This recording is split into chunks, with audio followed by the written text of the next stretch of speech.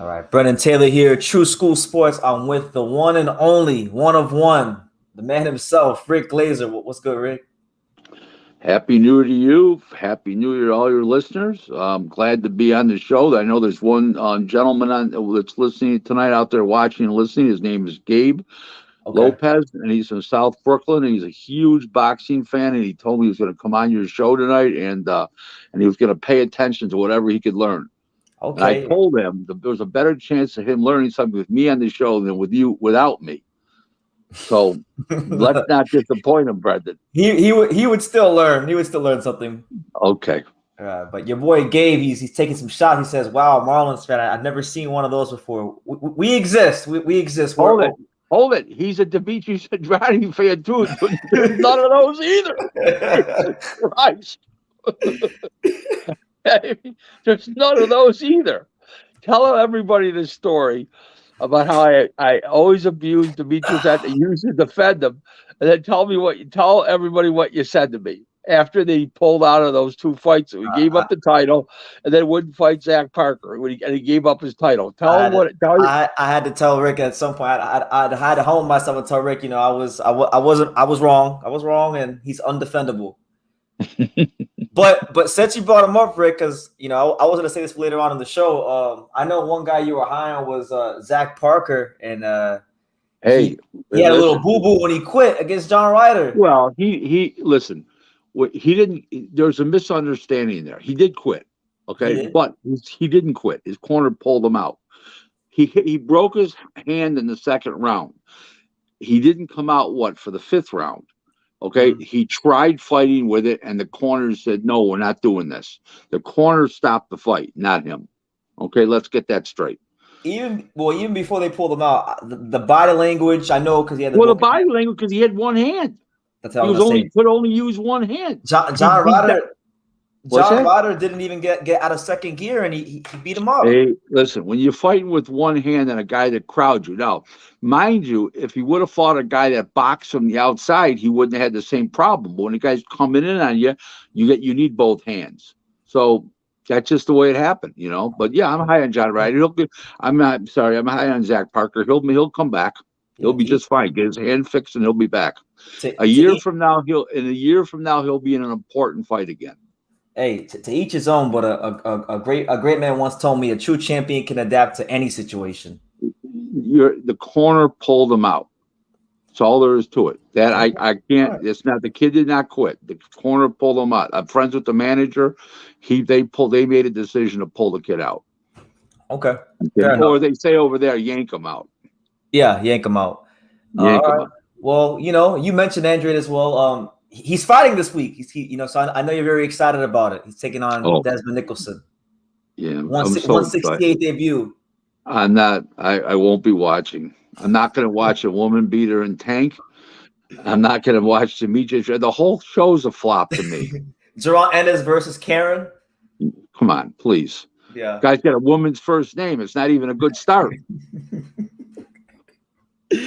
I kind of sucks that you're not watching it because with that woman's first name, he should be in the ring with Tank. Yeah. So that's kind of disappointing because I was going to ask you about the card. I was going to ask you there's nothing to ask me. It's like this. It shouldn't be pay-per-view. It's a bunch of garbage. And Hector Garcia is going to put up a better fight than people think he is. That he will. Yeah. But I'm not watching a woman beater in Tank. The fight shouldn't be on pay-per-view. Demetrius Andrade, doesn't do anything for me. Even though I like Desmond Nicholson as a person, and he'll try to make a fun fight out of it. Okay, no question about it. He's a game warrior. What can you say? It's just not a pay-per-view card. Give me an appetizing fight. Darren Ennis, Ron Ennis is a huge favorite. I mean, just what am I paying for? Yeah, I agree. It shouldn't be pay-per-view, but what do you think about that fight with Rashidi Ellis and Roman Villa? WC. Who cares?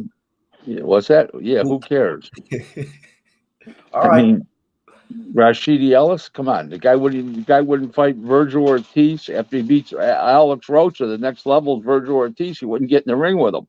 Come on now. 3 times they offered to fight. Finally, Oscar and company said goodbye to the guy. They had him on the show for like a long time before they said goodbye. They could have said goodbye a lot sooner. No, he kept turning the fight down. They kept offering the fight over and over again. They kept going up in the money, and they kept turning the fight down. Let me just explain. Everybody makes the promoter the bad guy. The fighters, a lot of them are dysfunctional. A lot of them have bad management decisions. They don't have good business skills, and they cause their own problems. Okay, that's okay. All he did have to say, no, I'm not going to fight him. Doesn't matter how much it is. Put me in another serious fight. That's all he had to say. Fair enough. Fair enough. Never conveyed that message. Golden Boy got the impression it was the money. They kept going up. He kept saying no. You know. Then it got to the point. They just said, "Okay, see ya." Yeah. You know, how can you take a guy like that seriously when you're offering him 10 times what he ever made before, maybe 15 times what he ever made before, and he's not fighting? You can't take that guy seriously. Yeah. Well, there's 2 sides to every story, and I've had Rashidi on here, and he says that didn't happen. Yeah, what? Rashidi said that didn't take place. Stop. Every reporter in boxing reported on it. What are you talking about? I'm just telling you what he said. Well, that's good. You tell him to lie on somebody else's show. At least I can come on and tell you the truth. Holy moly! I didn't say I believed him. I just told you what he said. Okay, well that's good. Fair enough. Speaking of like I said, there's some fighters are dysfunctional. He may be one of them. Many fighters are dysfunctional. There you go. At all levels of boxing. But speaking of dysfunctional and turning down fights, I know Jose Ramirez had the situation with Regis Prograis recently. Turning that fight down. What did you think about that? That was a top rank call. That wasn't a Jose Ramirez call. Yeah, that's not ducking. Okay, that's a top rank call. They didn't want to, get 35%. I believe it was 35% only and stuff like that. When the guy makes millions of dollars, Jose Ramirez, and they're not wrong. That was not a Jose Ramirez call. That was a top rank call.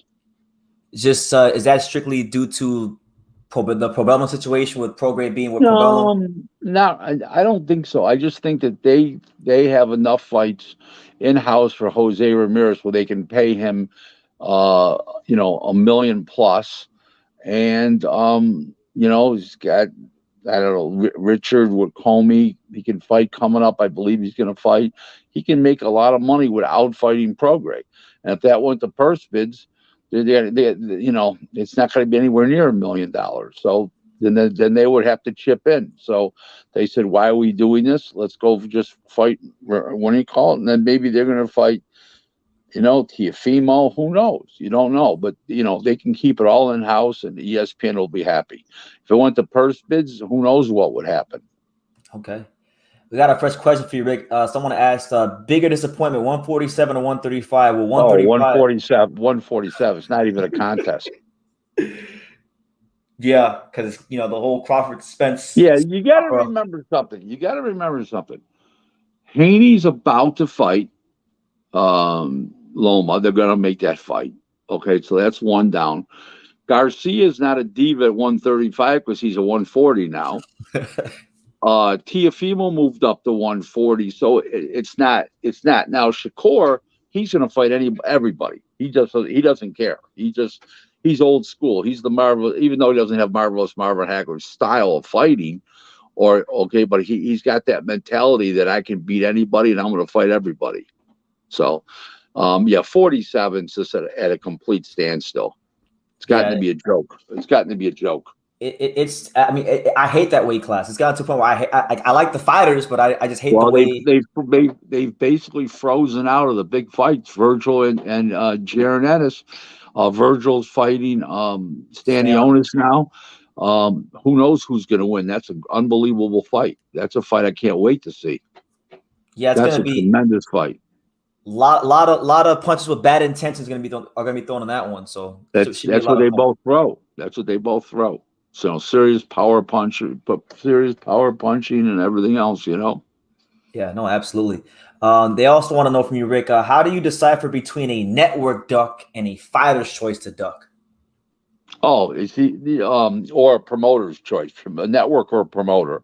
It's easy. I'm in the business. I know the background. I know what's said. I know what's happening. I'm an insider, so I get the scoop. Yeah, you got But people. it is a great question he asked, by the way. Yeah, and I know with you have people that work with every single, like, people that are on the inside of each promotional company.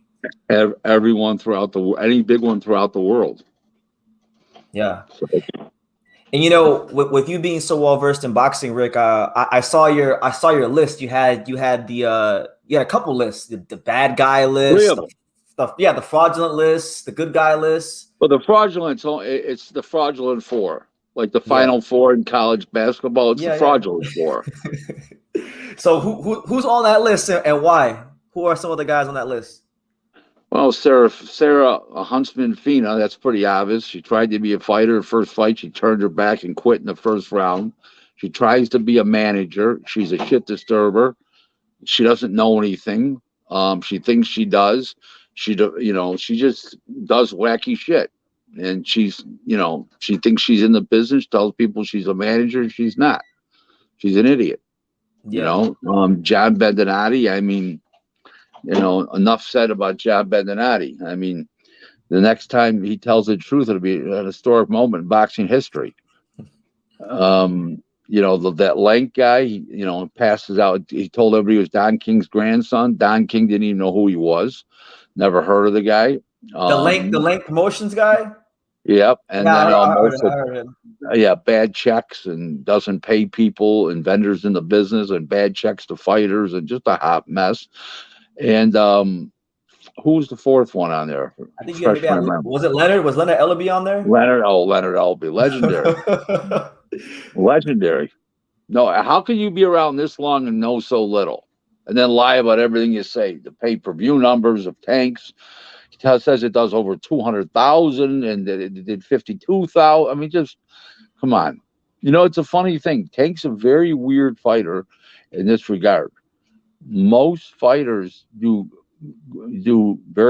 pay-per-view numbers and their site numbers line up pretty close.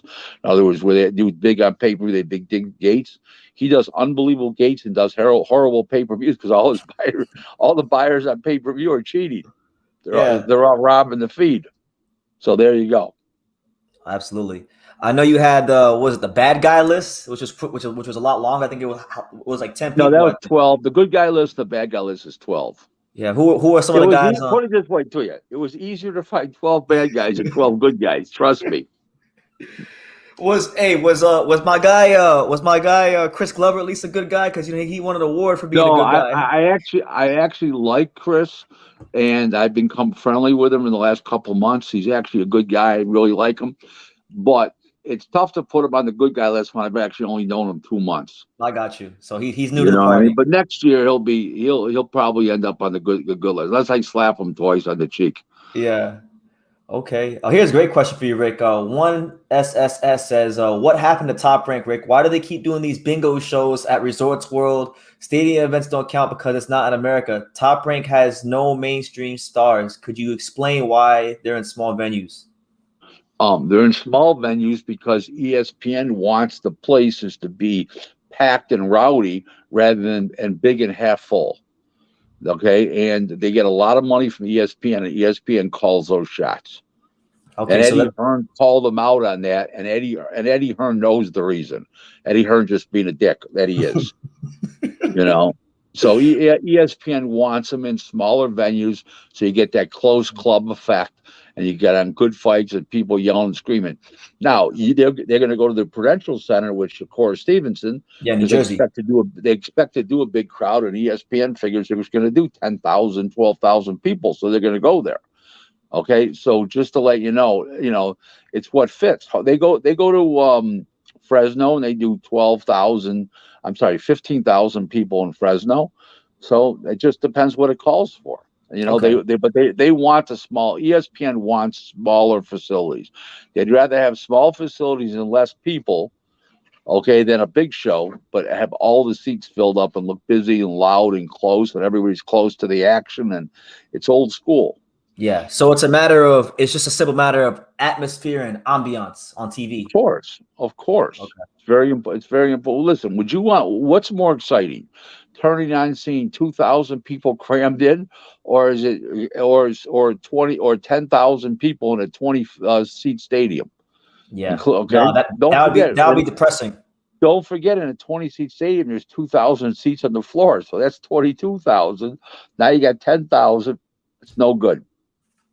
No, absolutely. You know, then there's a bad echo in the place to boot when there's not that many people in there. Yeah, and it takes away from the overall event. Correct. Thank you. Okay. They know what they're doing. Trust me that ESPN and Top Rank know what they're doing. Trust me.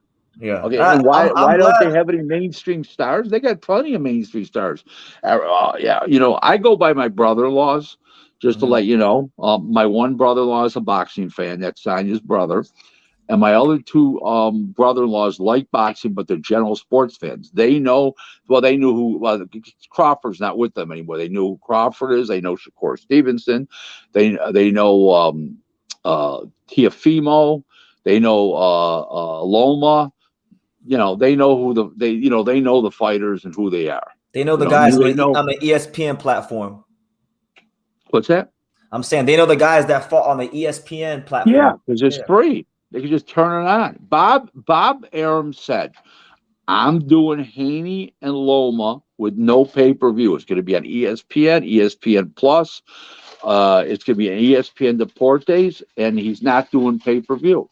And everybody said, well, it won't sell on pay-per-view. No, it would sell on pay-per-view. He's going to do it because ESPN wants the programming for the big fights for the one card. They don't care about pay-per-view that much. The only reason why they went for pay-per-view is because they had to pay Crawford so much money. So they had to have some residual income back from it. No, absolutely. So you mentioned it, but what do you think about that fight? They say it's apparently made. What do you think about that matchup? I think it's great, and I assume Haney's going to win. He's younger, faster, bigger, stronger. The other guy really does know how to fight, but he's very fast. Haney, I think Haney wins a decision. I like the fight a lot. I'm excited for it. I'm definitely excited for that fight. I'm excited for the possibility of Usyk and Fury and Usyk. I'm excited about that. And once Bam wins the WBO title, I'm excited. I'm going to be very excited about Sonny Edwards and Bam Rodriguez. I think that's sensational. I think that's as big a little fight as you can get. I mean, I feel like every time I have you on here, that's like one of the most discussed matchups. I'm hoping it comes off this year because both guys are super high ring IQs. Both are very fast. Both are great on their feet. I'm going to tell you something. I haven't seen two fighters with no negativity about them in the same weight. Well, they were not the same weight class. They were 12 and 15. Now they're both 12. I've never seen two fighters with no negativity in the same weight class, and I don't know how long. And I would say the last time I would say would be Hagler and Leonard, maybe. That was April of '87. Long time ago. Yeah, you weren't even born. No, you weren't even thought about. I was 9 years away from being born. Yeah, you wouldn't even thought about. Yeah, your father and mother probably hadn't met yet even. I'm just saying that it's two fighters with absolutely zero negativity. You can't beat that. That's what boxing's all about.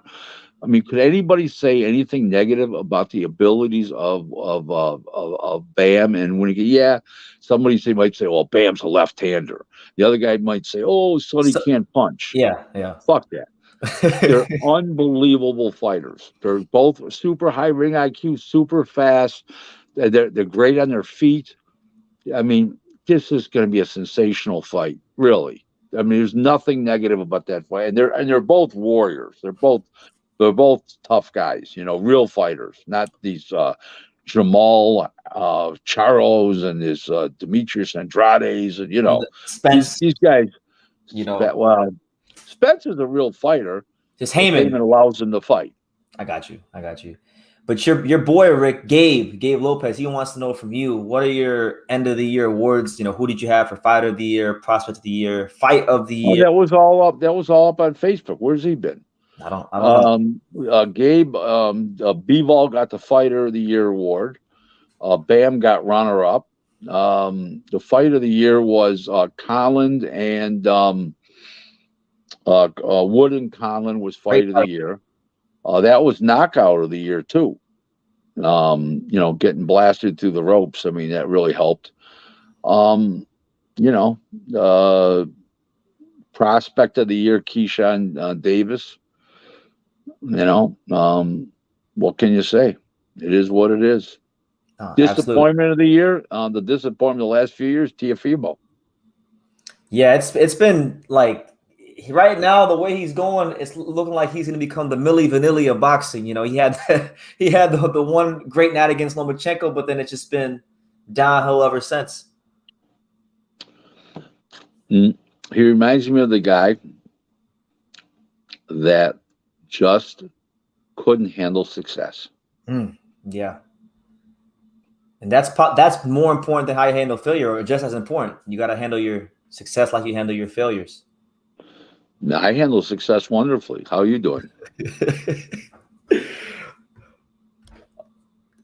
Callow wants to know from you, Rico, what happened to Al Haymon blocking Ryan versus Tank? It turns out Al Haymon isn't blocking these fights like he says.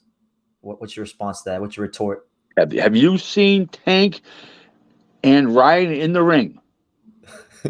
Nope. Only on Twitter. Thank you. I rest my case. Only on social media. Shout out to my man, Daniel Rubin in the building. He says, best boxing page in the world, True School Sports for Life. Shout out to ProBox Promotions. Daniel, Happy New Year, Daniel. Yes. Happy New Year, Daniel. And Happy New Year to ProBox. Yes. My favorite app, $1.99, $18 a year.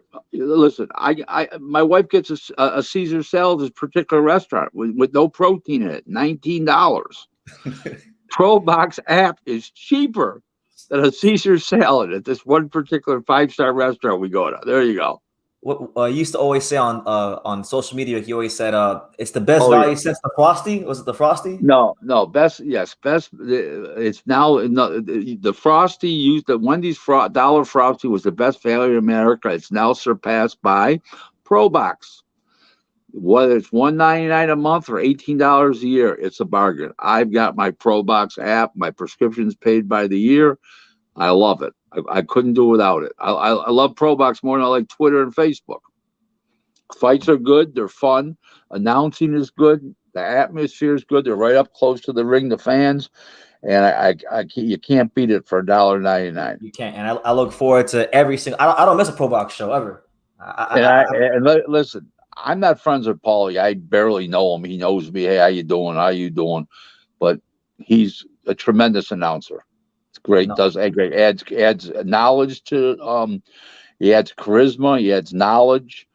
You can't beat it. You can't beat the ProBox app. No, that you can't. And I have no clue this is about, Rick, but M Easy's asked, what happened with Rick and Rachel Donaire? Nothing happened. She's not in the boxing business. She's the wife of a fighter that he's designated as the manager. She's not a fight manager. I asked her plain and simple, how many other fighters since you manage your husband, have you managed? She says none. I said, you're not a fight manager. You're the wife of a fighter who he's designated as a manager. She's not even calling the shots. Richard Schaefer's calling the shots. So everybody in boxing knows that. When you said these things to her, did she she says, why arranges training camps? I says, I'm not even there. And I arrange people's training camps as part of the things I do. I don't even show up. I'm not the manager. I get paid a fee. It doesn't make me the manager. Please stop. Yeah. So did she get offended when you told her all these things like that? Of course. Of course. She started a character assassination. She's just not a manager. Forget about character assassinations. She's if she wasn't married to Donaire, she wouldn't be the Nonito. She would not be the manager. Okay, and if anybody wants to argue with that, let's argue. There's a lot of people more experienced that would do the job. Trust me, they would do a better job. Richard Schaefer's the promoter. He's calling the shots, not her. Come on, let's not follow this up. I don't mean you and I. I'm talking about what she's saying. She's arguing with me that she's a fight man because she manages a fighter. He's your fucking husband. Would he be putting his life and livelihood in your hands if you guys weren't married? No. Matter of fact, Jen, whatever her name was, Mosley, he put his life and livelihood in her hands, and when the divorce happened, she got everything, including but the belts and the film rights to his fights. That's what I was saying. She took the belt. She became the WBC champion. Unbelievable. Yeah, it's crazy. Listen, I'm not calling the Rachel dishonest, okay? But let's say what you are. I don't tell anybody I'm a manager. People ask me what I do in boxing. I'm an international Asian broker and consultant. I provide supplemental services to promoters, TV networks, media agencies, attorneys, fighters, managers around the world every day, 24/7, 365. This is what I do. I don't claim to be a manager. I don't manage anybody. I've never managed a fighter. It's not my thing. But she's not a manager. Just because you manage a fighter doesn't make you a fight manager. You may manage a fighter, but that doesn't make you a fight manager. A fight manager would be Shelley Finkel, Sean Gibbons, Cameron these Duncan. type of guys. Cameron Duncan. Well, he calls himself a promoter these days, but yeah. Peter Kahn. Yeah. Peter Kahn's an excellent example. Great manager, great guy, a friend, cool guy. Parkland's finest. That's right. And he's world class at what he does. Yep, absolutely. He's a fight manager, but that's what a fight manager is, and not Rachel Donaire. I'm not saying because she's a woman. Okay, don't get me wrong. People may try to say you're being a misogynist. Jackie Callan is a tremendous manager. Oh no, she was one of the best. She had 2 world champions, right? So it's nothing to do with being a woman. Yeah, no. Some of the most successful people in the business have been women. Absolutely. If you can do the job, you can do the job. 100%. Jackie Callan should be in the Hall of Fame for Christ's sakes. Okay, but the point is, hopefully she will be eventually. He'll be on the ballot eventually, but she was a fight manager. She's had, probably 50, 60 fighters, 70 fighters over the years. She's a fight manager. This is what she's done. Yeah. I can't say that about Donaire, Mrs. Donaire. How many people she even said she's managed nobody else but her husband. So all the success that you guys had, you haven't had any other fight. You're not a fight manager. Now, if you had a stable of 6 fighters and they're all working and doing things, okay, then she's a fight manager. But right now, what is she? She's the wife of a fighter who left his title in Japan in 2 rounds. Fair enough. Heavy wants to know from you, Rick, how important is that Don Majeski guy? Because people only see him at the WBC convention. He is one of quietly. No, that's how Hefe that's pronounced. Oh, Hefe, my bad. What did I say? Yeah. I don't know what you said. Okay. I think you pronounced the J like a J. Oh, yeah. Okay. Yeah, Don Majeski is one of the most powerful people in boxing. He goes to a lot of shows. He goes to some top ranked shows. He gets around, but he's quietly one of the most powerful people in boxing. He's a great friend of mine. I talk to him multiple times a day. We do a lot of business together over the years, and he's done nothing but help my career. He's been like my big brother. He's really, really done. And in chronological order, the people that helped my career started out with Mike Acree from Erie, Pennsylvania, who's now passed on. Then it was Ron. Then Ron Katz started helping me out. Now we don't even talk anymore because he's on Al Heyman's Johnson so hard. Al's screaming for Vaseline. Then I met Bruce Trampler. Okay. And he started helping me. We're still friends to this day. Then I met Don Majeski. He's still helping me. I was still doing business. And I met Don King. And those are all the guys I can honestly call my mentors. Oh, and those are some great names. You got to help me get Don on the show one of these days. Don Majeski. I will definitely get Don Majeski on your show. He's a super guy. He acts and talks like a college professor. No, he does. That's what I like. Yeah, you'd never realize he's a great boxing guy. He's a super guy. He's a human being I could never say a negative word about because he's honest. He's forthright. He tells you he's going to do something for you. He does. There's no negativity with this guy, and everybody knows it too in boxing. No question about it. He just was at the WBC convention. All his fighters are mandatory positions or eliminators. Every one of them.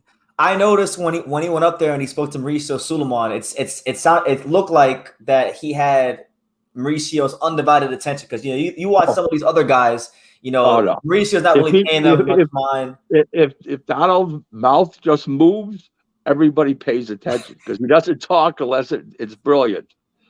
He doesn't talk just to listen to himself. Yeah, he's very selective with his words. Yes, he is. Okay, he's a lovely guy. No negativity about him. I mean, he's been in boxing since he's 12 years old. Really? He's now 70.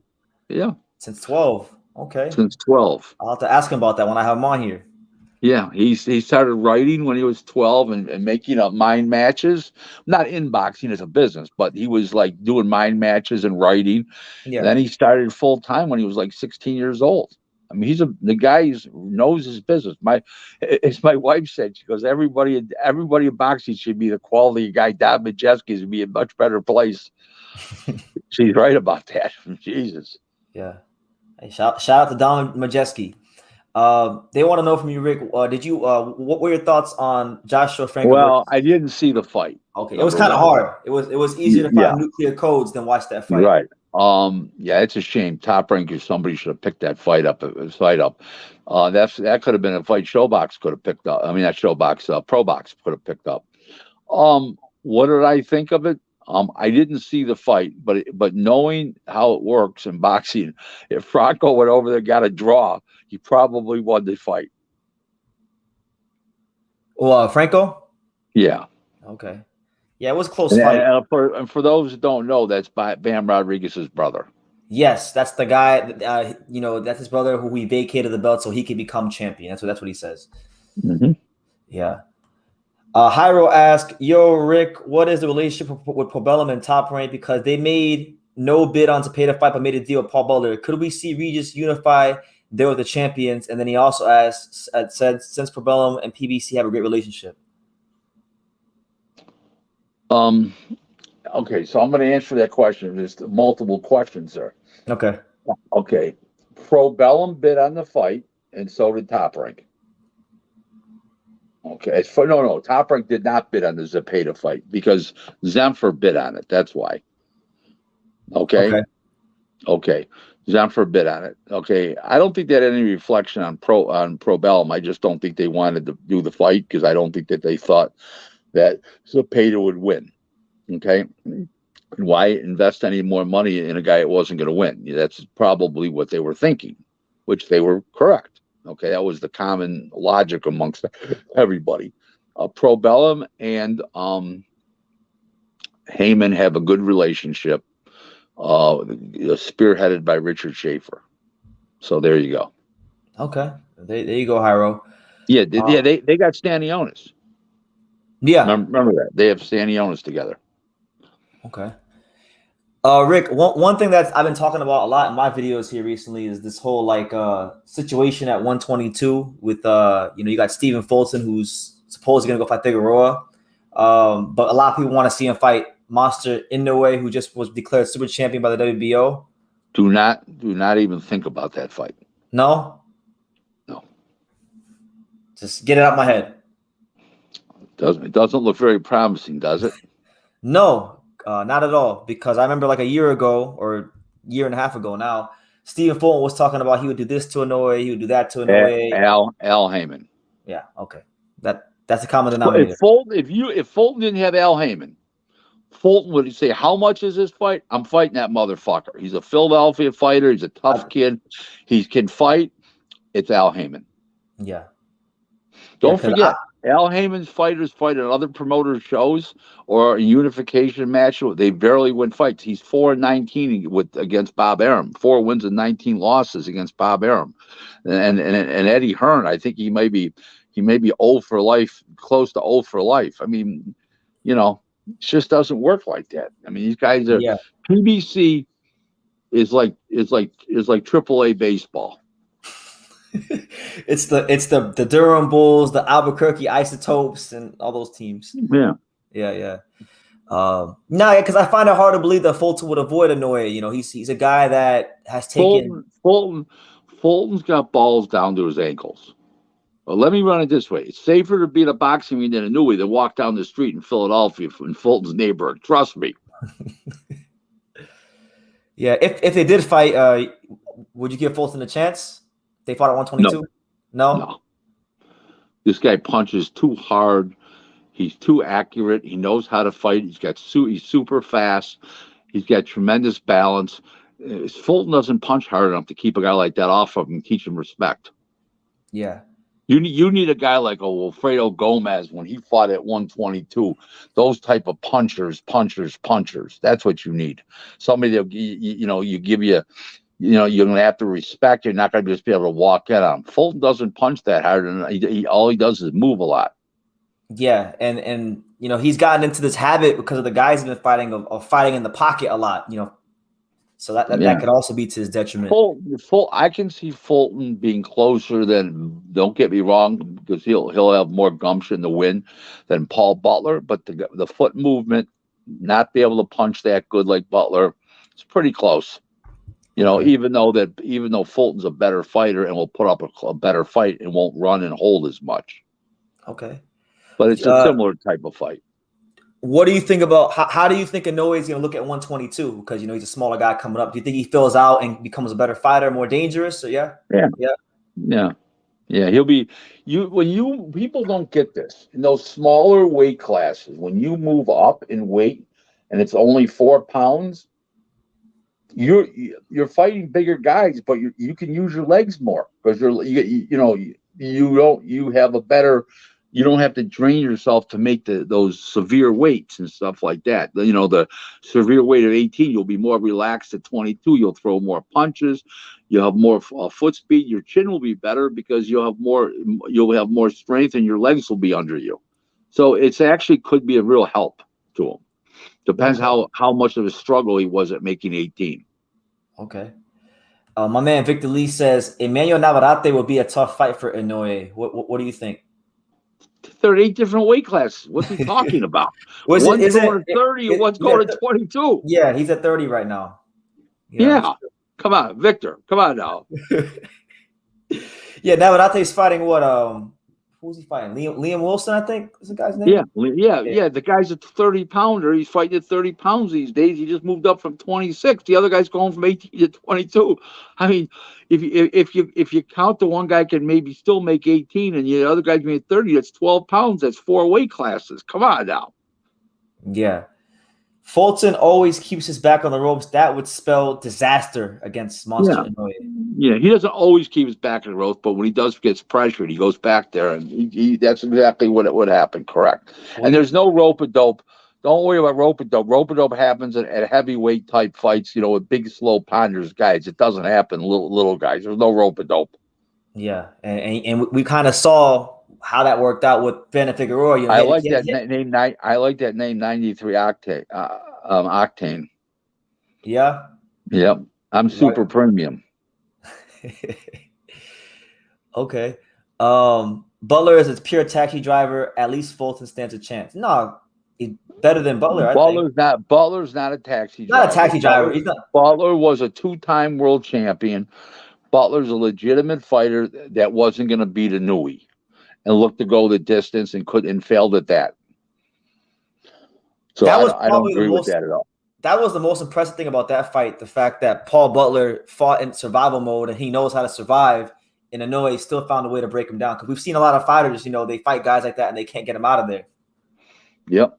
You're right, 100%. You're well said. Yeah. Steve, I wanted to ask you about that match on Top Rank, the heavyweight matchup. You have Steven Shaw taking on F.A. Jagua. Filling in. It's a great fight. We should hope Steven Shaw wins because he'll mean a lot more going forward than an F.A. Jagua, who's just a guy. Shaw's got personality. He's got a good jab. He's a good-looking guy. Looks the part in the ring, and we should hope he wins. Yeah. We should hope Jared Anderson becomes heavyweight champ. He'd be a great draw. He's got a great personality, big smile, good looking, fast hands, and people will want to see him. No, absolutely. You know who he reminds me of? Not facially, not Who? facially or anything. He reminds me of a very, very, very young Michael Dokes. Michael Dokes. Yeah, Michael Dokes is a Fast-handed, high accurate with volume guy. fast-handed, accurate with his punches. But this guy's got his head screwed on straight. This kid's a good kid. Everybody that I know has met him, likes him. People see him in the lobby at the hotels, at the fights. He shakes hands, signs autographs, talks to people, and he doesn't even know them. So that's a great sign. And I know Tyson Fury speaks incredibly high of him. Loves the guy in the ring and out of the ring. So there you go. Yeah, I know. One of the fights that Jared Anderson keeps calling for is Philip Hrgovic. What do you think about that matchup? He absolutely slices and dices Hrgovic up. Hrgovic's too slow, too pondering, and this guy's too fluid and too fast, too accurate. And I really think I think that Hrgovic's got a lot of amateur experience and is not a bad fighter. But I just think it's two guys. I think it's a guy going to the A level and a guy who will never see the A level. You think so? Hrgovic, you saw what happened with the Chinaman. Come on, the China guy is just a guy. Yeah, I think that was an aberration though. He had a lot going on with that fight. You know, like his dad just died. And you mean like when he got hit on the chin, he was falling all over the place and wobbling around? Come on now. It was his first camp with Ronnie Shields. I think he's better than he showed that night. I know he's better than he showed that night. I hope he is. People got millions invested in the guy. Yeah. I know I actually saw him recently because he was down at he was here in Miami at Mundo Boxing Gym, and apparently he said he wants the Jared Anderson fight if that's a fight that can get made. If he can't get these bigger matchups, he would like that Jared Anderson fight if the promoters are willing to organize it. He's challenged also Jared Anderson to spar him if they can't make the fight in Houston because I guess there was a whole thing. Stop with the sparring, please. Well, I'm just telling you what he told me when I talked to him because. You know, he's with Ronnie Shields. He's out in Houston. Jared Anderson's with Ronnie Shields, by the way. Ronnie Shields is an excellent trainer. That's what I'm saying. That's why I haven't lost hope on Hrgovic. I think Ronnie Shields can still take him to where he needs to be. Okay, that's good. Okay. 93 Octane wants to know from you, Rick. What is it going to take for Yar to pull off an upset against Beterbiev? Just hope Yardi's awake to pick up his check when the fight's over. Yeah, it's tough, man. Because that's about as tall a task as you can get in boxing. A guy who's 17-0 with 17 knockouts, he just walks through people. Yeah, who can also box? He's got deep amateur pedigree as well. You know, I don't think his legs were what they once were, but Beterbiev, but he's a great fighter, and Yardi won't be able to expose him. Yardi's not that kind of guy. Yeah, and he gasses out real quick too because he's real muscle bound and just. And he doesn't spar. He doesn't spar. Yeah, and I heard somebody told me he runs on he does the running on a treadmill, or a stationary bike or something. He doesn't do road work. You're saying? Yeah, that's what I heard. I don't know if it's true. I never looked into it. Yeah. I know he doesn't spar. I heard from people in the same gym he don't spar. He's at the Peacock gym, and people tell me all the time he doesn't do any sparring. Tunde even says he don't do any sparring. Tunde almost brags about it. He's like, we don't do any sparring. I'm a sparring partner. What Tunde knows about professional boxing, you can write on a matchbox cover a large yellow crayon. Yeah, Tunde Ajayi is not the guy for him. Gabe wants to know from you, Rick, do you think there's any hope for Inoue versus Jamel Casimiro? No, I don't think so. Yeah, that ship has sailed. Yeah. One SSS says, your boy Zach Parker quit. Demetrius Andrade is getting that money. More than that ridiculous first bid. Is Stephen Shaw? Okay, let's talk. Stephen Shaw's with Toprak and the Bella both. They co-promote him. Let me explain about the Zach Parker purse bid. Okay, Zach Parker was offered a lot of money. Okay, for it not to go to purse bids the second time. The first fight went to purse bids, a lot of money. Okay, he turned that huge purse down. It was big. They let it go to purse bids because they knew Andrade wasn't going to fight. They put a low purse bid in, and Andrade left. They offered Andrade so much more money. He's a full of shit guy to take the fight with Zach Parker. If you think that Zach Parker quit talking to the guy who asked the question, then Demetrius Andrade really looks like a fucking dummy. Am I wrong? No, you're not wrong. I'm not arguing with you on that one. Because I've been the main one, like. He didn't quit. The corner pulled him out. I talked to the manager. Okay. He hurt the hand in the second round. Okay. He tried fighting without it. It was every time he moved he even got hit in the shoulder. He didn't get hit in the hand. The pain was excruciating. Yeah. Honestly, though, like with that whole situation, I'm not saying it's not true, but I just have a feeling like if it was Andrade in that situation, I feel like you wouldn't have that same energy for him. What do you mean by that? Like if Andrade was the guy who pulled out the fight, you would just say he quit, and I think you'd give him a lot of shit for it because you don't like him. Like you really don't like Andrade. What's there to like about Demetrius Andrade? Explain it to me, please. I mean, you tell me. You were a fan of his. Yeah. What would he makes shitty fights? He's a jerk off. Okay. I think he's a pretty skilled fighter. I like his skills. Okay, great. A lot of fighters have skills. No, not quite like him though. As southpaw, being able to get his head out the line, He wouldn't even fight. He wouldn't even fight Janabek, and Janabek barely beat Denzel Bentley. Yeah. He's a jerk off. No, and I've called him a jerk off. I've kept that. Yeah, but you're asking why I like Andrade. Okay, so you like a guy with skills. Okay. No, I like his skills. A hooker who gives a good blowjob, she's got skills too. Yeah, but there's levels to skills. Some hookers get better blowjobs. You got your D-level hookers, your B-level hookers, and you got your A-level escorts in Miami. There's levels. As my friend said, when you get to the top hookers, they're not hookers. They're just plain called gold diggers. Gabe says, ask Chris Mannix what's to like about Andrade since he's the captain of the Demetrius Andrade fan club.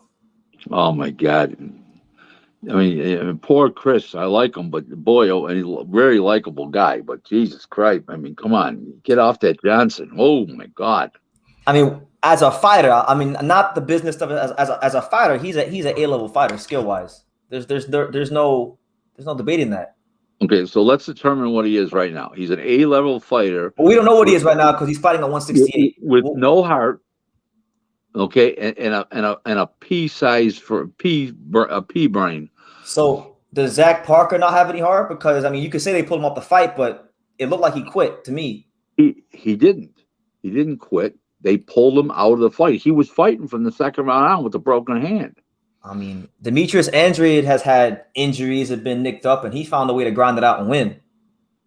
The kid didn't stop the fight. They stopped the fight. It has nothing to do with the fighter having heart or not having heart. Okay, the corner pulled him out. Oh, all right. Fire away. My man Black Ray Donovan says, "I'm just here to thank Al Haymon." Well, have fun with that.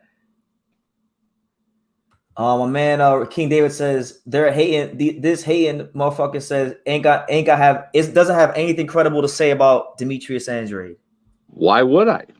Explain it to me. I'm listening. I'm all ears. Y'all can let him know in the comments. I've had that conversation with Rick many times here and on the phone. What are the chances? What are Donaire's chances? None. He's shot. Yeah. You think so? That was it, right? That was his last great run. These last couple of fights before Inoue. He got knocked out in 2 rounds. Come on. He had no legs at all. He shot. Maloney will outbox him. Maloney should outbox him 118. We'll see. They want to know from you, Rick. Teo's dad thinks his son smashes Prograis. Do you think he'll even get in the ring to fight Regis Prograis? Top Rank's too smart to do that fight. If they do it, I'd be shocked. So that should answer that question. Yeah, because I think Tszyu will take the fight, but Top Rank knows better. Because I think I'm begging Tszyu to not take that fight. Can I run something by you? Go ahead. As bad as Teofimo's looked in his comeback fight since his loss, do you really think Top Rank would do that, or they're going to make him and Jose Ramirez, or they're going to make him and Arnold Barbosa their own guys? Yeah, they'll They're definitely put him in. Why are they going to let him lose to a ProBellum fighter? Yeah.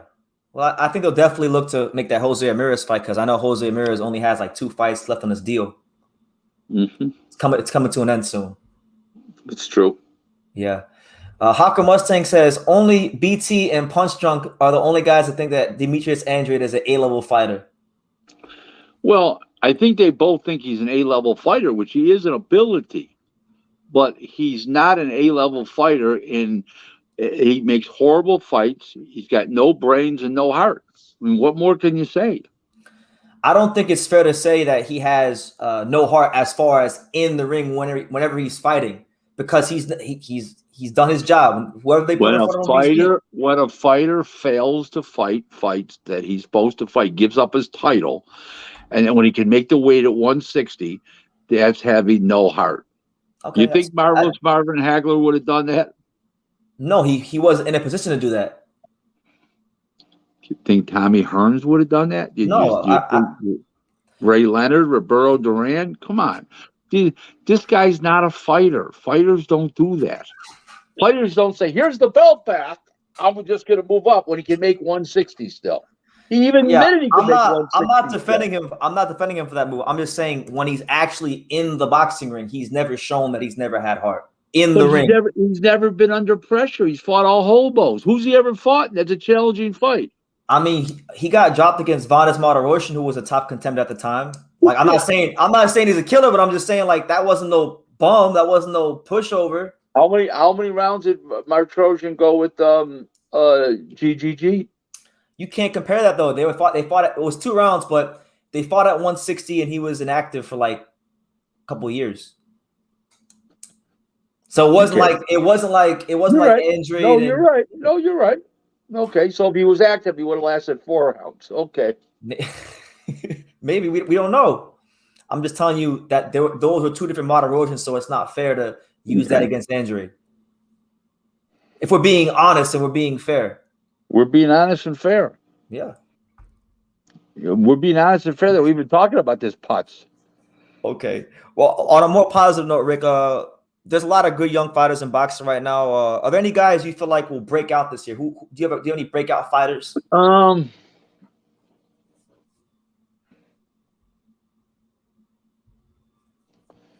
don't know how fast Top Rank's going to move Keyshawn Johnson in the 10-rounders and stuff like that. I can't tell you that.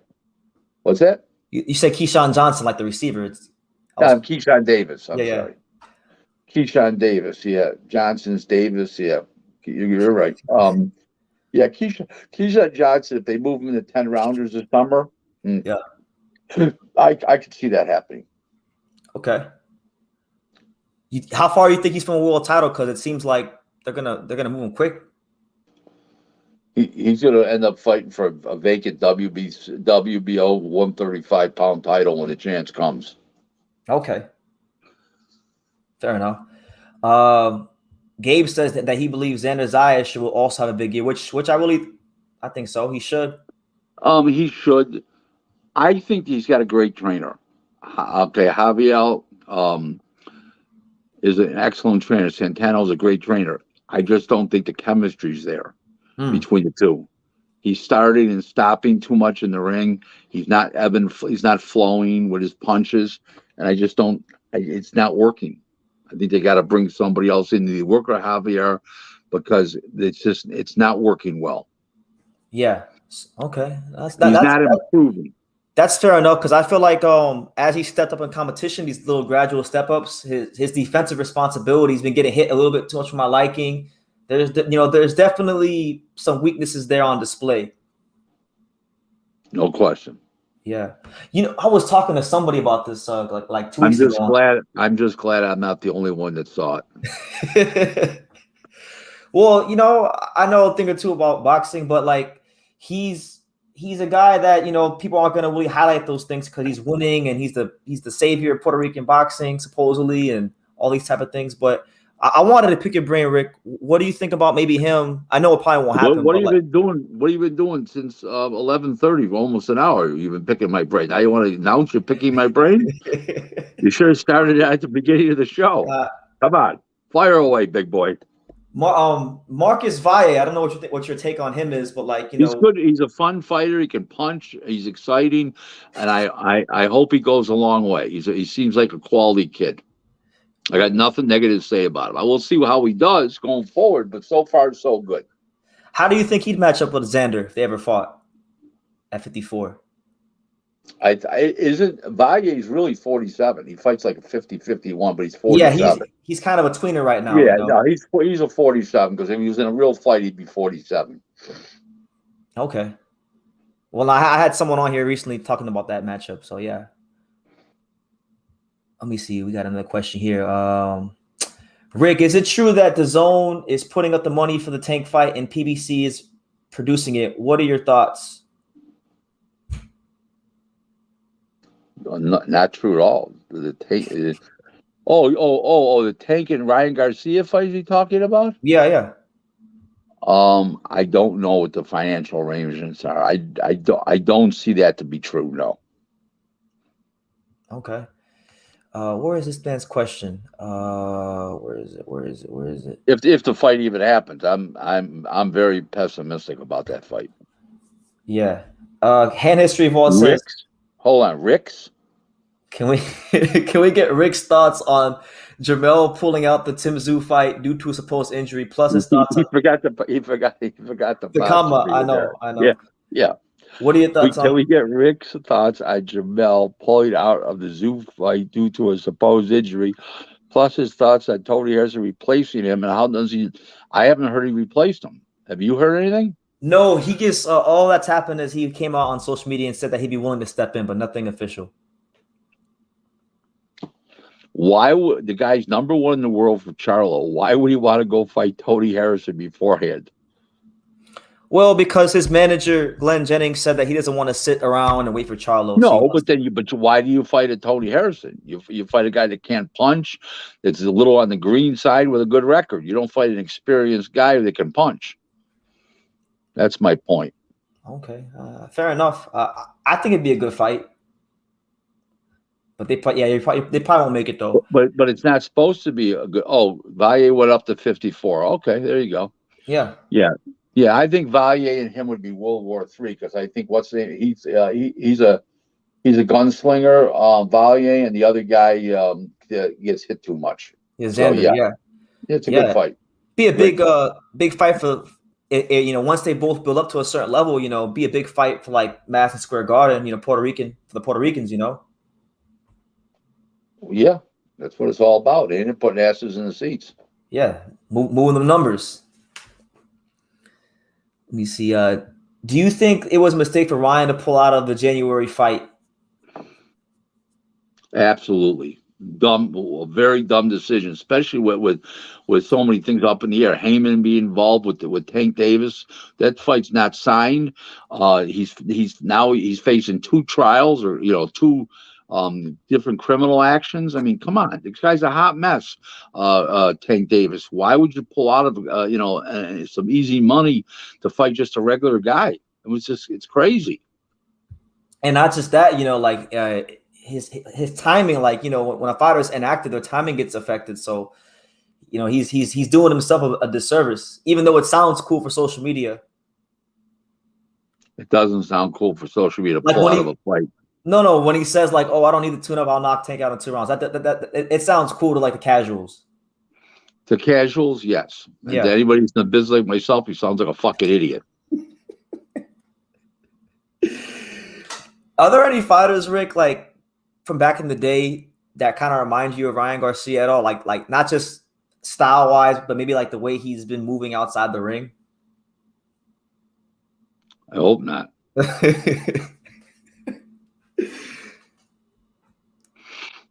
Because he's got a lot of ability, and obviously he could be a bigger star than he is now, but he just seems to always get in his way. in his own way. Mm-hmm. His manager doesn't know anything. Lupia Valencia, his attorney manager, doesn't know anything, so that's not helping. Yeah, I've heard things about Lupe Valencia. Oh yeah, he's an Al Haymon hack. You know, a whole bunch of shit. That's the main thing I heard is that he's a Al Haymon hack henchman type thing. Yep. Yeah, and that's no compliment, believe me. No. Do you believe that the Wilder Andy Ruiz fight will happen next, Rick? With Haymon, who the fuck knows? Who the hell knows? But apart from that, Rick, I wanted to say that I didn't say this earlier in the live, but today's your 32nd anniversary of being involved in the sport of boxing. Right. Yeah, absolutely. What happened was I made my mind up on January 1st, 1991. I was going to enter professional boxing, and then and as a career, and over the next couple months, I got the ball rolling and I entered professional boxing. That's what happened. So it was the big day, and GlaserBoxing.com, and my name comes synonymous with professional boxing around the world. And I've been a trailblazer in a regard that really nobody, people were matchmakers or people were managers or people were this, that. Nobody ever supplied services to promoters and TV networks and casinos and fighters and managers and all the things that I do, and attorneys that I supply, everything, public relations, media agencies, networks, streaming services. So it is what it is. Casinos, both brick and mortar and online, and this is what I do every day. GlaserBoxing.com is, it is what it is. Nobody's ever done what I did before, and I'm proud of it. I had a thought, and it's worked out. The business, we started booming after when 2008 recession came around. Business started to really boom because people were laying people off all over the world. They gave me the work, and then a lot of companies never brought those employees back. They continue to give me the work, and literally all over the world. And I love what I do. I've got presently 46 clients around the world, and every one of them seems to be happy with me, and I'm happy with every one of them, and I appreciate every one of them greatly. No, absolutely. What do you feel has been like the most rewarding thing on this 32-year journey working in boxing? Several things. I'm the only one who's made a living in professional boxing full time since 1949. Now, was Joe Macy from Buffalo? Was he a fighter? Fighters are not in the business. They're in the sport. Trainers are in the sport. Some managers are in the sport. Some managers are in the business. It depends to what degree. Being the only one to make a living professional since 1949 in my whole region, that's been important to me. Having a guy like Don King and Bob Arum and these type of guys know me on a first name basis, and everybody starts out as a fan. You got to love boxing. You start out as a fan, then all of a sudden Bob Arum, Bob's staff, but Don King calls me up over the years directly. Rick, can you do this? I was his go-to guy from 2003 to 2016 when I got the cancer. And when a guy like that tells you great job, you get a big check in the mail from iconic figures, Arum and King, all guys all over the world. And now I'm doing business with Oscar and Eric Gomez at Golden Boy. The other thing is that this is crazy, and you guys will. There's a great story that happened along the way. We love the stories. Well, it's a really funny story. Okay, so I was on a plane. I was going from New York City to Palm Beach. This is in the, I don't know, maybe 98, 99. I don't really remember what year exactly, but it was before 9/11. I remember that. Okay. So it's going from New York City to Florida. I was put in first class because of the coach was filled up and I was late get on the plane. He said, for an extra $75, we'll upgrade you to first class. I said, okay, no problem. It was a winter trip, I was going down. I wasn't involved with King yet at the time. I was involved with King till 2003. And I'm going down, and I'm sitting next to a woman on a plane. She's wearing a Rolex watch, the gold Rolex watch with double diamonds. She's wearing the Gucci purse was hot back then. She's wearing like the Gucci purse. She had one satchel, not luggage, but like something real light that was like a Louis Vuitton bag. The woman just spelled the money. Good looking woman. And, at the time, this is 25 years ago, I was like in my late 30s. She was about 44, 45 years old, figure maybe 46. I'm sitting next to her, and I had my briefcase. She says, you're going down to Florida on business? I said, well, business and vacation, actually. And she said, oh, really? So what do you do? I said, I'm in the boxing business. She says, oh, corrugated? You said what? She goes, oh, corrugated. I said, I'm in the boxing business. She says, corrugated boxes. You understand? No. Okay, corrugated boxes. There's a certain kind of boxes that are called corrugated boxes. They're manufactured. They're like the box people use. Okay. Okay. So she says, I'm in the boxing business. She said, oh, corrugated. Yeah. I said, no. I says, professional boxing. Oh, you have a doctorate in it. She was a bit slow. Yeah. Well, no, she was a bliss. She wasn't slow. She's just real high class. And, she would have thought I meant professional boxing, like people punching me in the head. She would have asked me to move over to another aisle or something, But that was, one funny story. I think working in association with some of the biggest people in boxing has been very rewarding. I never entered. This is a difference between me and other people. Other people got into boxing to get rich. Yeah. I got into boxing to make a living because I love boxing so much. I was just satisfied if I would have made a living. Do you understand what I'm saying? No, I get it. And I've done more than make a living. So I lead a very nice lifestyle because of boxing. I thank boxing every day.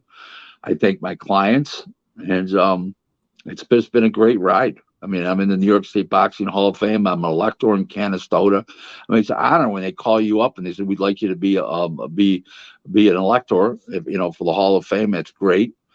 I hope to be inducted in Canastota someday. I love it. One of the things that I've really, really liked about boxing is that, and this sounds like really weird, but I like it. It's like the Wild Wild West. Yeah. Because if it wasn't like the Wild Wild West, I couldn't have done what I've done. So the fact that it's unruly has helped my business because I navigate the murky waters of professional boxing very well for other people. That's how I make a living.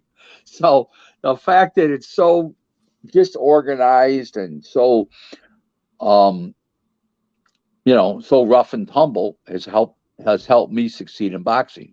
If I tried to do the same thing I'm doing in NASCAR or something where it's like very organized, you'd be in trouble. You'd be in some big trouble. Right. Yeah. Exactly. So it's helped me that it is like it is. You know what I mean? Yeah.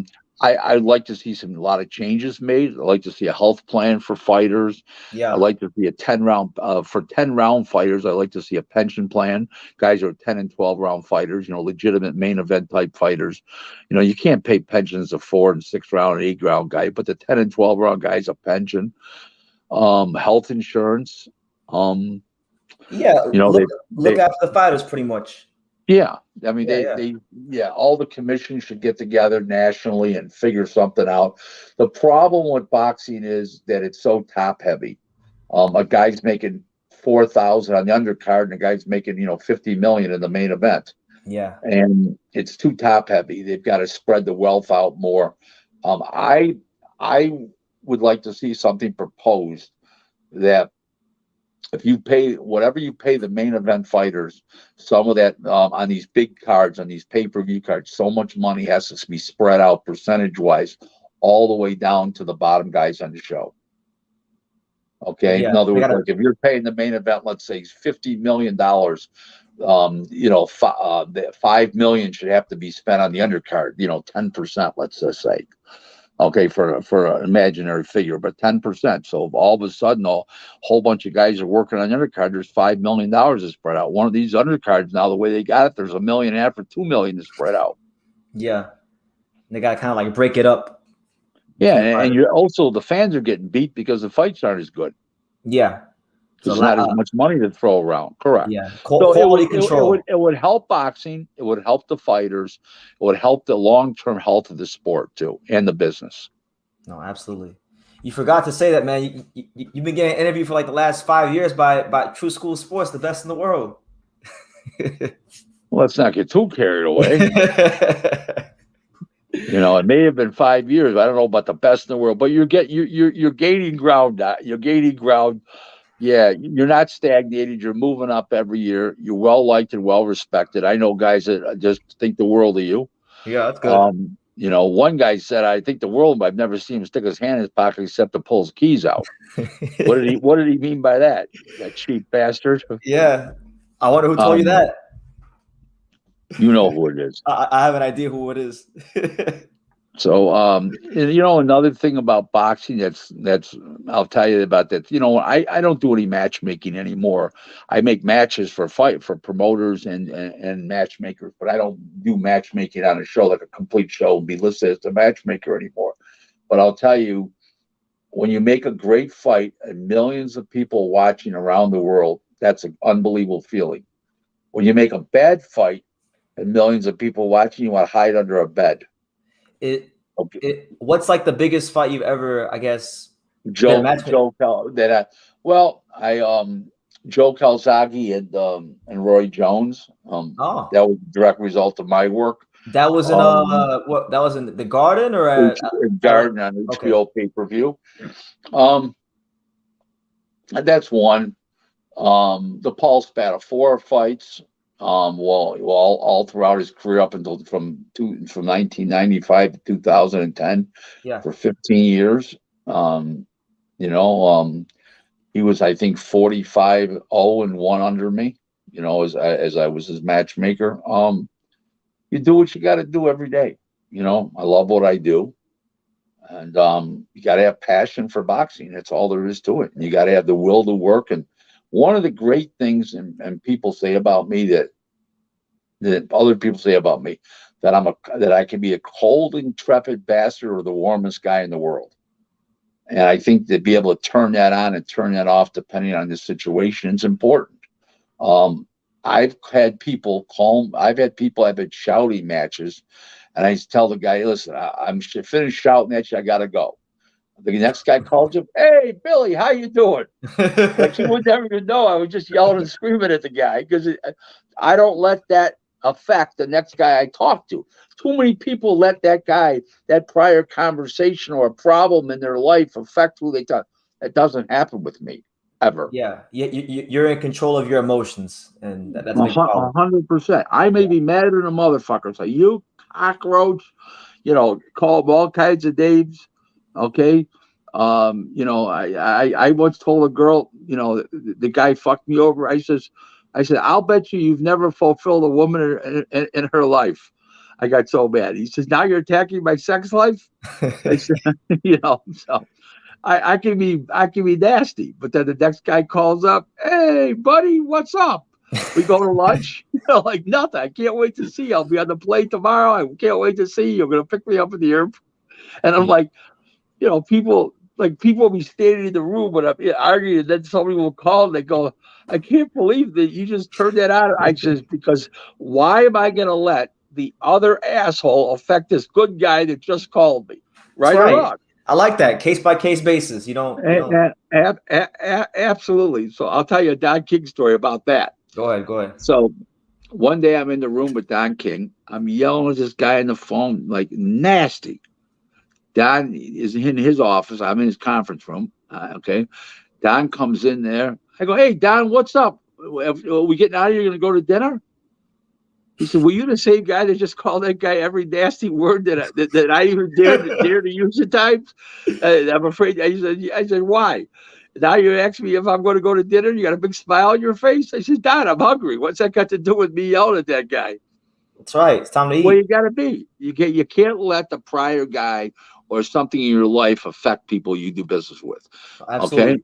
My wife said to me, "How come that people call here? You yell at them, scream at them, then people call up, or I call somebody up, and I'm Mr. Wonderful." I says, "Because some people bring the best out of you, and some people bring the worst out in you." Ain't that the truth? Yeah, we got 14 more minutes. Keep talking, motherfucker. Johnny got a question. This guy is impressing me in the comments to ask you this. He says, "Okay, please explain what you do to make money in boxing. Supply services. What exactly does that mean?" Yeah, clear that up, Rick. That's a great question. Okay, well, it depends on who I'm dealing with. But let's just say, for example, a manager calls me. He needs 2 sparring partners. I get him sparring partners. If he's coming to America from overseas, he wants a training camp set up. I'll do that for him. He's coming to America, and they're not giving him enough plane tickets. He needs a top cut man that's unassociated with the promoter, stuff like that. Okay, a fighter or a manager, I might negotiate a contract for them that's screwed up, or they want renegotiated and they're having trouble with the promoter. I might bring the fighter through the manager or from the fighter directly to a promoter to get him a promotional deal. I've been an expert witness in 34 lawsuits. I have set up budgets for promoters all over the world for pay-per-view shows. Basically everything. As far as the expert witness and law and for lawsuits that revolves around attorneys, whatever. Oh, promoters, as far as TV networks and streaming services, more promoters getting the streaming services now. Obviously, I know them calling me and say, "Is this a good fight? Is this a good fight? Will this draw in this city?" All kinds of stuff like that. Okay, and literally all over the world, TV networks like all over the world, streaming services now starting with average the last couple of years, and lobbying the organizations, the WBA, WBC, WBO, IBF to get fighters moved along. Yeah, advising fighters on career paths, who they should fight, who they shouldn't fight, supplying opponents for those people. Rendered hourly advice at only $600 an hour. I do it all. So I do it 24/7, 365. Yeah. Okay. Gabe's telling me to say, tell Rick to tell a good Don King story to end the show. He wants one more Don King story. You got any Don King stories that come to mind? Okay. I got one that's really, really funny. Go ahead. Ready? Yeah. So we got these 2 high-class lawyers in there in Don's conference room, and there's a lawsuit. And okay. Don's getting sued, and Don had me in there trying to straighten out this. This had been going on for like a year. So he calls me up, "Slick Rick, I need you to handle this, blah, blah, blah. I got these 2 attorneys coming." Okay. Don briefs me on the whole thing. No problem. I'll handle it. So after 2 hours and a half of negotiations, and Don had ordered, these guys looked like they just stopped playing tennis to get their suits on. They both didn't have an ounce of fat on them. Don orders lunch from not Kentucky Fried Chicken. What's the other one? Church's Chicken? I don't know. It's down there somewhere in Florida, but it's real spicy and deep fried and all kinds of Southern specialties attached to it, right? And Don takes this thing out, comes in, and he's oh, come on, guys, jump in. They're staring at it like they're not going to get anywhere near the shit Don's eating with his hands, and oh my, it was a hot mess. So Don had eaten. We're negotiating still through this whole thing of Don chomping on the. Oh, come on, get in, guys, with chicken. This is great. These guys look like they're vegans. You know what I mean? They look like, you know what I mean? Just like, okay. So now we're negotiating, and after about 2.5 hours, 2 hours and 15 minutes, we come to a conclusion. We got a deal. Everybody's happy. Don already told me what the number was that he'd be happy with. So that was way below the number. So he was half sleeping at the other end after eating all that chicken and all that mashed potatoes with his hands. And oh my God. So the 2 guys, the one guy says, "You know, Rick, I've never heard of you before today, But he says, I got to admit, I can't believe you're not an attorney, because he had asked me if I was an attorney, was ever an attorney, whether I disbarred. I said, no, I've never been an attorney. I never went to college. He says to me after, he says, I can't believe that you've never been a lawyer. You've never went to college. And after all this year of fighting all these different attorneys and stuff, that we got this thing hammered out, and Don doesn't even have an attorney representing him. It's a regular person. He says, Rick, he says, you are a very, very intelligent guy. Don at the other end of the table is half sleeping. He barely opens up his eyes. He says, do you think I got him around here for his good looks and his table manners? Fuck no. I can hear him saying that too. So the funny part of the story was they go to leave. Okay. I walk them out. I come back to Don, and Don tries to slide me some money, and it was way short. Okay, which Don normally doesn't do, by the way. Don pays fair. When you're loyal to Don, it's just Don. You called me last night at 11 o'clock, and you asked me what I was doing first thing in the morning on a fly to Florida. I said, yeah, I was going to go out with this girl, I says, I give her $1,000 just to go shopping to get her out of my hair. I said, I said, because, I was supposed to spend the day with her. She took the day off from work. I says, you're giving me peanuts and chump change. He said, well, we'll talk about this over dinner. So you got to hear the funny story now. So we go to Renzo's in Boca. It's not there anymore. Renzo retired. And make a long story short, we're at the bar. Renzo's getting the table ready for us on a 5-star restaurant now. This woman comes over with these big boobs, and she's with blonde, big, voluptuous blonde, only big as in fat, big as in tall, and big boob. Comes over. Hi, Don. Could you autograph my boobs? And hands him a Sharpie. I look over the corner of my eye. There's a little old guy there, about he looked like 85 to 90 years old. Okay, and I go on the other side of Don now. I says, Don, don't do a thing. She's with a guy. Let me go over and talk to the guy. Don't do a thing. Yeah. Don't do a thing. I go over to the guy. I says, sir, that lovely woman there. Oh, my wife. Oh, yeah, your wife. Oh, jeez. Right? He says, okay. He says, this woman's a stone gold digger, you can tell. He's old. He's 85 to 90 years old. And he says, I said, she'd like Don to autograph her breasts. Oh, no problem. It's only a Sharpie. It'll come off with a good bath. I said, okay, no problem. Thank you, sir. I go over. I whisper in Don's ear. He says, okay, be cool, but be cool, Don. He looks like he's important, right? So now Don's got his hand up under her dress. Oh, my shit, my man, right? He's autographing, right? His hand under her dress, and all this wacky shit's happening, right? I go, oh, my God. So now we go sit down at the table, and their seat was right back of the bar from behind on the other side of the bar. And to get to the lavatory, you got to go back in the room and go to the right. Right, their table is right there. Yeah. I go to the lavatory, and the guy goes like this. She says, are you Don's bodyguard? I says, no. I'm in the professional boxing business. I advise people, and I supply service. I tell her what I did. Yeah. I said, Don's a client of it. Oh. So the guy says, you are, young man, you are a gentleman. Okay? So he whips out $500, 5 $100 bills. What are you doing tomorrow? I says, just normal day. I want you to go to the town center mall, go to Gucci or Ferragamo and buy yourself a brand new pair of Gucci or Ferragamo shoes.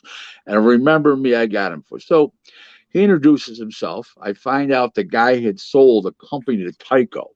And the guy, I mean, imagine how many hundreds of million. This guy, you could just tell this guy was loaded. So make a long story short, I go to the laboratory. I thank the guy. There was no problem. I thought when I seen the hook come out, I go, oh my God, the hand under the dress. I say, oh my God.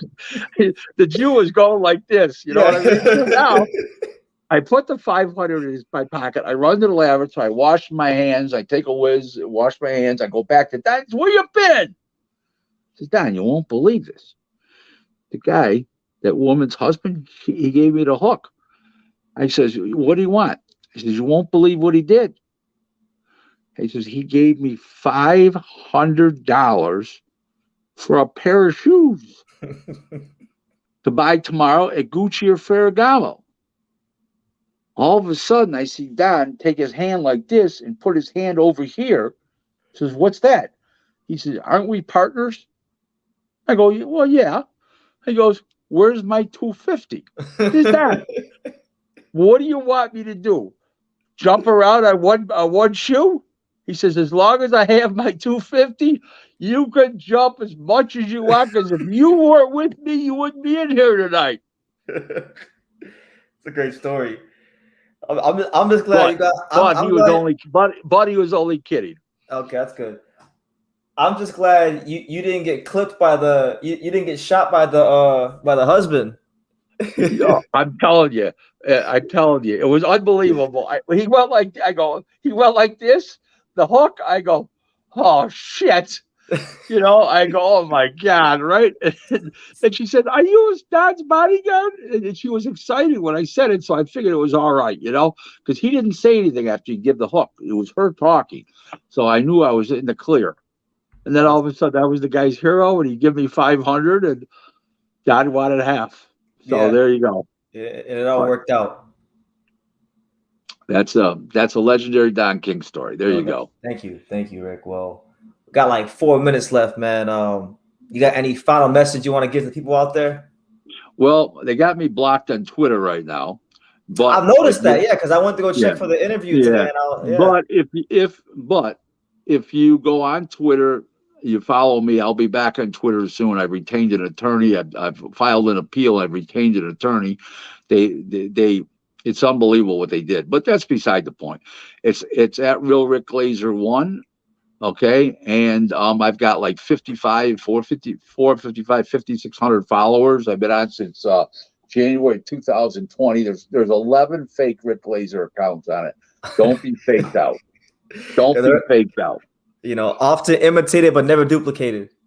Now, you can't imitate or duplicate something like this. You can really try, but you'll never succeed. Anybody, my wife said if I was like any other guy, she wouldn't have married me. I just had a very unique way about me, and it's the way I am. It's the way you gotta be.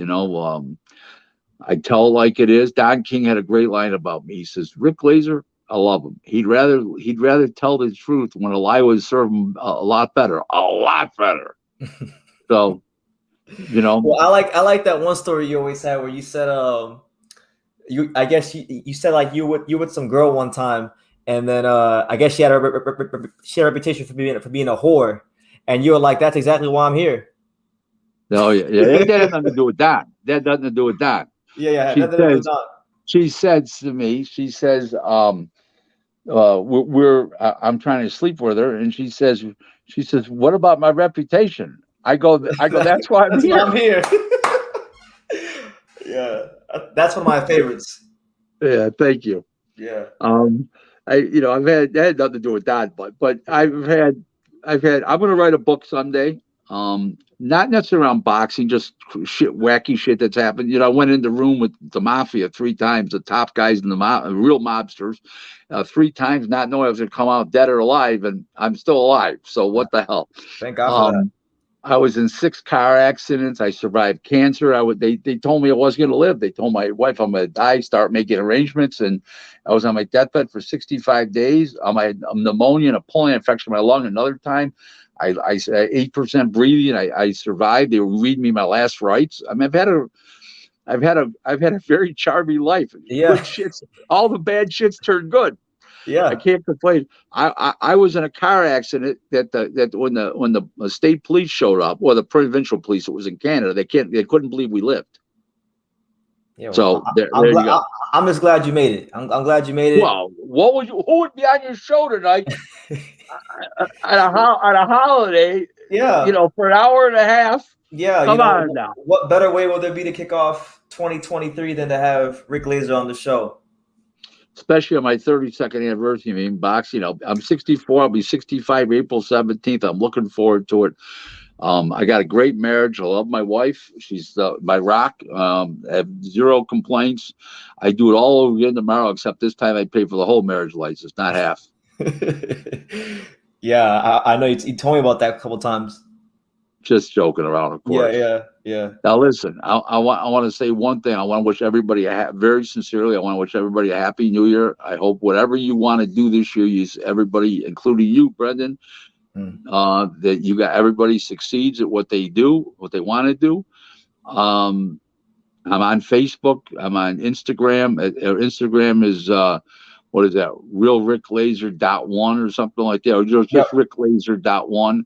I'm on Facebook, Rick Glaser. I got almost 5,000 followers, like 4990 in followers. So I got like 10 openings. The only time spaces open up is every few months I check who's not on Facebook anymore or who's died. You know what I mean? Yeah, you do spring cleaning. Yeah. Every 3 months, every quarter I do it. So it's it's a serious thing. I'm just me. My website, glazerboxing.com, my phone number's on there, my email address, whatever anybody wants to contact me.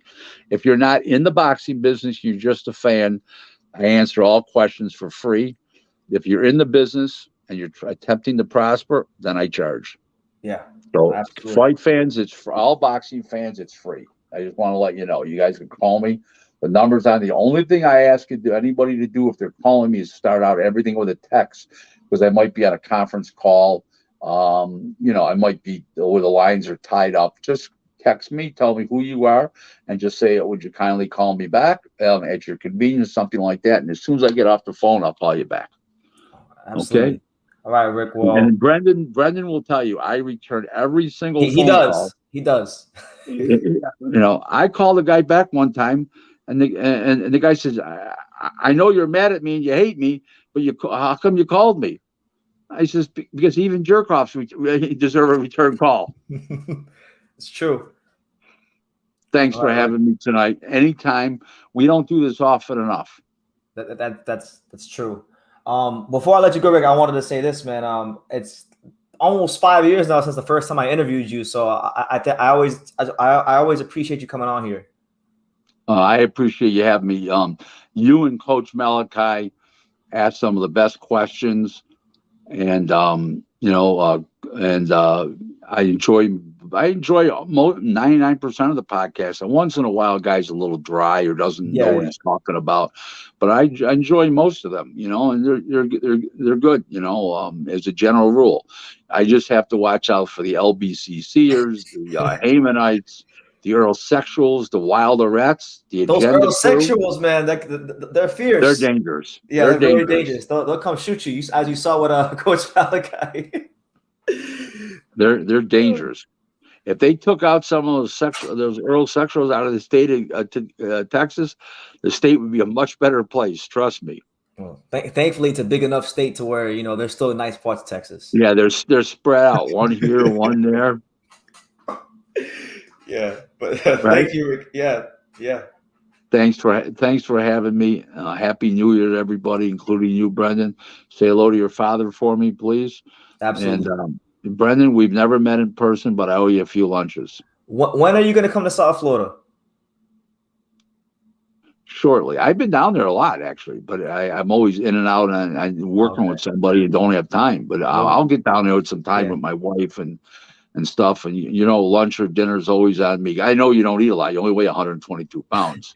Well, no, I filled out a little bit. I'm like I'm in the 140s now. So.